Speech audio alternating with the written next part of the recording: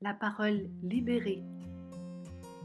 Adaptation du récit des Actes des Apôtres au chapitre 5, versets 12 à 42. Les apôtres accomplissaient de nombreux signes extraordinaires grâce à l'Esprit de Jésus ressuscité. Une foule de plus en plus nombreuse d'hommes, de femmes, de familles mettait leur foi en Jésus, le ressuscité.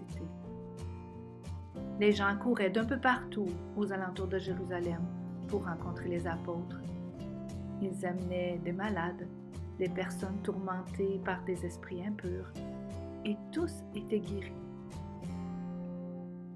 De leur côté, les grands prêtres, ceux qui avaient fait mourir Jésus, étaient remplis de jalousie à l'égard des apôtres, et ils décidèrent d'agir. Ils firent jeter en prison les apôtres. Et voilà que pendant la nuit, un ange du Seigneur ouvrit les portes de la prison.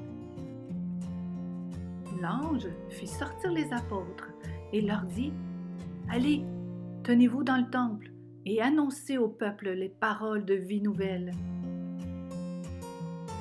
Les apôtres écoutèrent les paroles de ce messager de Dieu, et voici que, tôt le matin, ils étaient dans le temple, et ils annonçaient les paroles de vie nouvelle au nom de Jésus. Pendant ce temps, les grands prêtres avaient envoyé leurs gardes chercher les apôtres dans la prison. Mais les gardes, ne les trouvant pas dans leurs cellules, retournèrent auprès du conseil des grands prêtres en disant « Nous avons trouvé la prison soigneusement fermée et les gardiens à leur poste devant les portes.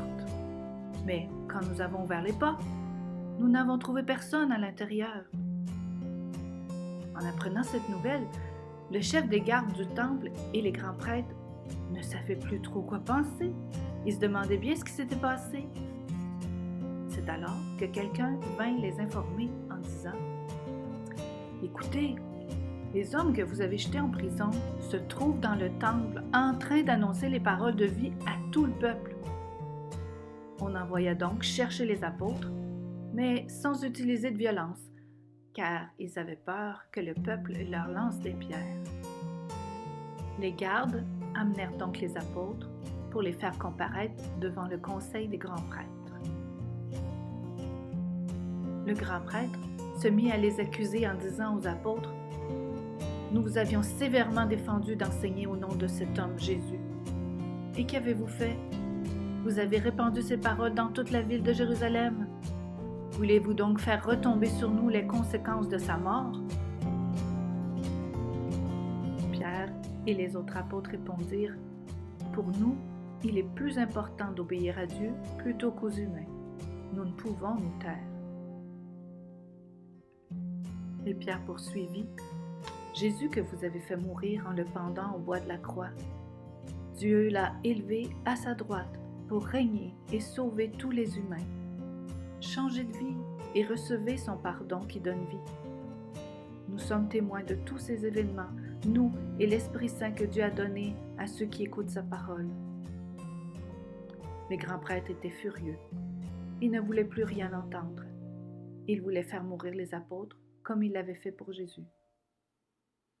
Mais il y avait parmi le conseil des grands prêtres un pharisien nommé Gamaliel, un spécialiste des Écritures, que tout le peuple respectait.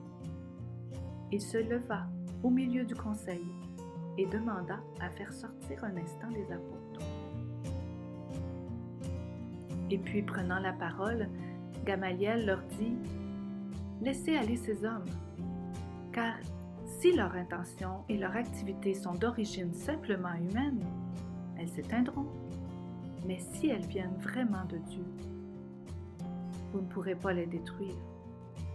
Ne prenez pas le risque de combattre Dieu. » Et les membres du conseil acceptèrent l'avis de Gamaliel. Alors on fit relâcher les apôtres, et chaque jour, dans le temple et dans chaque maison, tout joyeux, les apôtres continuaient sans arrêt à annoncer les paroles de vie au nom de Jésus.